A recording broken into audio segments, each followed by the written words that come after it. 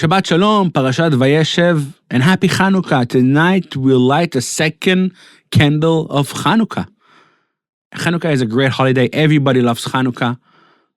It's a holiday of fun, of light. You light candles, you eat jelly donuts. What is there not to love? When we read about the laws about Hanukkah, the Jewish laws about Hanukkah are very minimal. Basically, you just need to light those candles. Which kind of light may be, kind of oil, but that's basically it. The Talmud does not speak about Hanukkah. It mentions it into 3 pages in the middle of the tractate of Shabbat, of the Sabbath. They talk there about lighting Shabbat candles, and they're going into the topic of lighting Hanukkah candles. This intro comes because a very interesting verse we find in this weekly portion, Parashat Vayeshev, and we read it and we really don't understand what it means, but maybe the story of Hanukkah is going to share some light about it. And the verse is a very simple verse that says that when the brothers throws Joseph into the pit is empty, there is no water in the pit. You know this verse? If you read it carefully, you understand something there is a bit off. Of course, if it's empty, there's no water in it.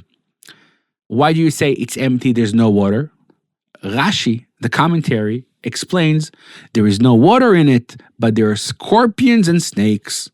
The truth is, every person in Israel you're going to ask about this famous Rashi knows it. It's simple. There's no water, there's snakes and scorpions. That means that the brothers threw Joseph into a pit that was dangerous.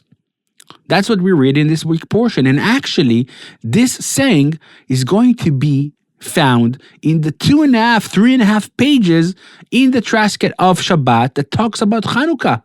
And my question was always, why? Why do we need to bring something from this weekly portion into the story of Hanukkah? What is the connection? 3 different explanations. One is technical. This weekly portion is always going to be read while we are in Hanukkah. A day before, a day after, in the middle. So there's something here in the weekly portion and also in Hanukkah. We connect between the two. Okay. Another saying is the fact that the person who explains that, the sage who explains that, is mentioned in the Talmud. He brings a couple of laws, and you say, you know what, while we are at it and we're talking about his sayings, here we're going to add another one. He talks about the pit and the water. Not strong enough. So some people explain that the pit was really, really, really deep.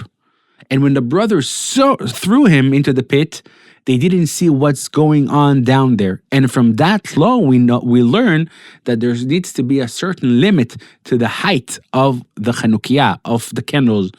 If you live in a tall building and you light it all the way in the top, you should know that people down in the streets that need to see it won't see it. Okay. But surely there's going to be a deeper connection where the sages implement this verse from the weekly portion into the story. Maybe the essence of Hanukkah is mentioned in this short verse. You understand that culture, the Romans came to Israel and they conquered the world, and they came to every culture, every state, every group and said, why won't you just adopt the culture we bring with us?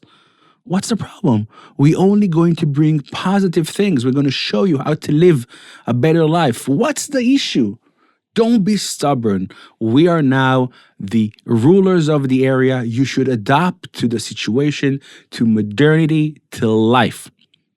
In the sense, if you're the pit, and what was filled until now was water, Judaism, Torah, our tradition, it's going to be empty for a while, and we're going to put in it something new, a new liquid if you want. Wine, maybe Coca-Cola. You choose. If the pit is there, we can fill it with other liquids, with other culture, with other traditions. And the story of Hanukkah, the story of the Maccabees, was about this culture war. Everybody followed the culture of the Romans. But there was one family who held strong and they said, no, we will be obedient to our culture. We will be obedient to our God. We will be obedient to what we believe to be our tradition. That essence of a small vessel of oil that stays and remains untouched is symbolized in the fact that there was one family that was able to fight against this culture. Jewish people were spread around all over the world and they were adapting to the culture. Many are adapted to the culture till this day. And this verse in the portion of Vayeshev that talks about Joseph wants to remind you something strong, deep, and very, very scary. You know what? If the pit of the people won't be filled with water, with our tradition, with what we know to be what's relevant for us, it's not going to be empty. The pit is not empty. There are scorpions and snakes in it. There will be negativity. There will be bad things in the pit. It's not going to be a void. It's not going to be empty. It won't be replaced by a different culture, by a different liquid. As we light the candles and we remember we are a small nation. We don't have many people. We don't have many powers. We are a small nation, but we have this light. And the thing about life that just a little bit of light shoos away a lot of darkness. In the days of Hanukkah, when we are lighting the Chanukiah, when we are lighting the candles, we remember generations and generations that fought for our culture, for our tradition. We were able to come back to the land when the Romans are gone, when they threw us away from here.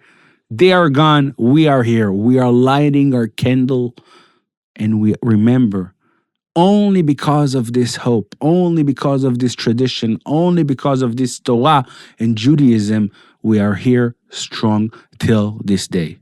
Happy Hanukkah, y'all. Shabbat Shalom.